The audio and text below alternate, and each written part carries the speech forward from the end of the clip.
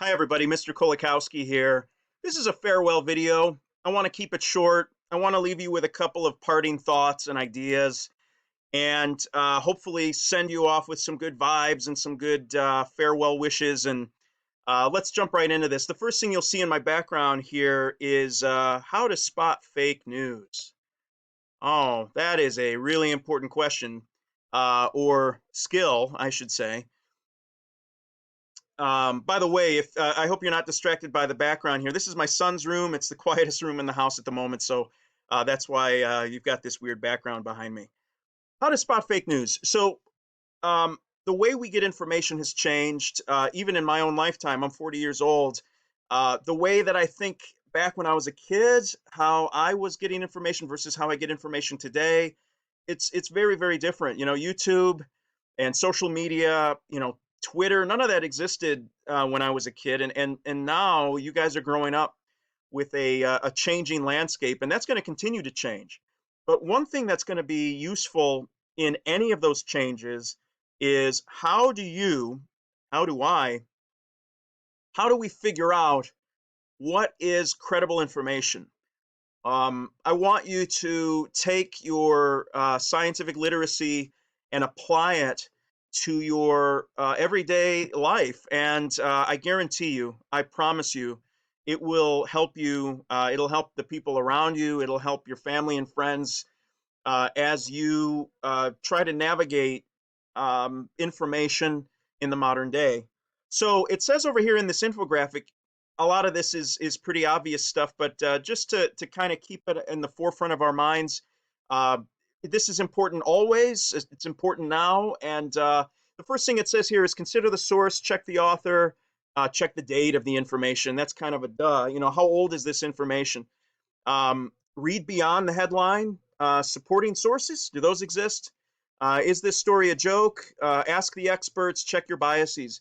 So if you hear something and on the surface your BS detector is going off a little bit, that's usually a sign that something in this realm is off. Okay, if somebody sends you a news article, check the author. Who's the author? Is this a credible journalist? Do they have experience? Not to say that you have to have experience to be 100% credible or even 50% credible, but that helps a lot.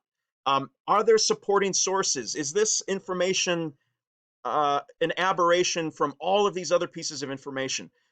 When something is true, it will be corroborated through multiple mechanisms.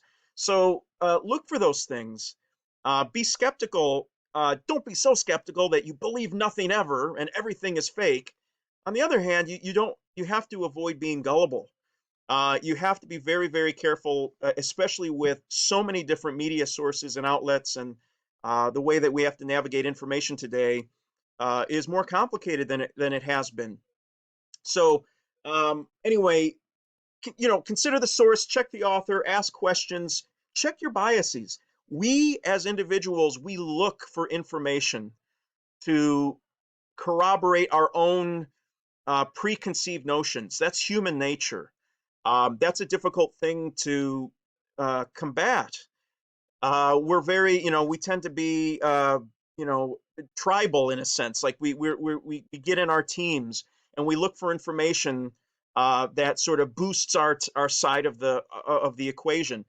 Um, Try to be aware of your biases, and if you're aware of them, you can put information into context better, and your judgment will be affected a little bit by the fact that you're aware of your preconceived notions a little bit better today than you were the day before. Um, anyway, without getting too much further into that, I hope some of those pieces of information make sense. And I think even for my own sake, this is really important stuff to think about and hear from time to time. The next thing I have here, this is a picture called Earthrise.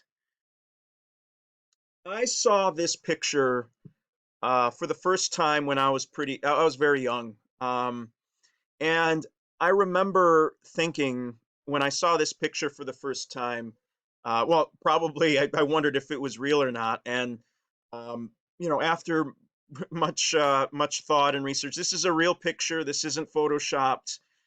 This is our beautiful planet Earth from the perspective of the moon.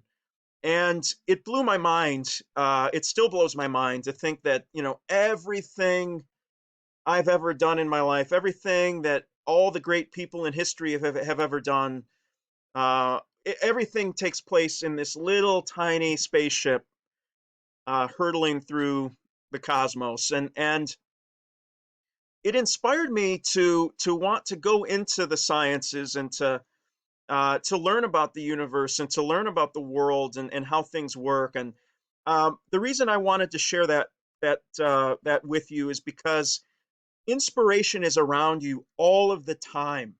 You just have to be receptive to it. You have to be, uh, you know, open to it. So keep that curiosity and that passion that's inside of you, that childlike curiosity. Keep that with you. Keep those interests and passions with you, and you're going to find inspiration around you all the time.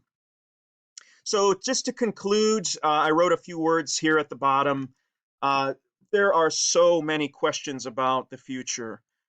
That's kind of the case all the time, but it's really difficult right now to find answers. What's the summer going to look like? What's next school year going to look like? Um, we don't have there's no good answers to that at this very moment. But um, regardless of how that all plays out, stay positive, stay optimistic, continue to ask questions, be open to inspiration around you. Um, Obviously, I have a couple things in here.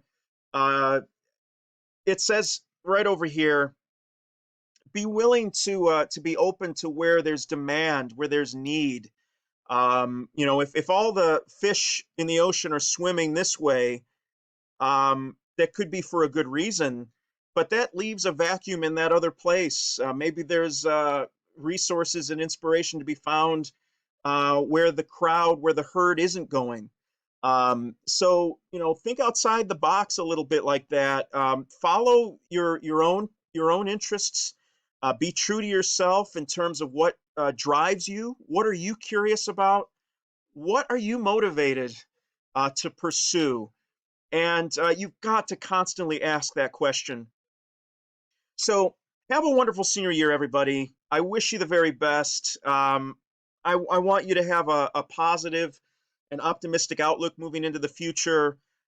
This is a difficult time, and it's hard to do that, but uh, it's possible.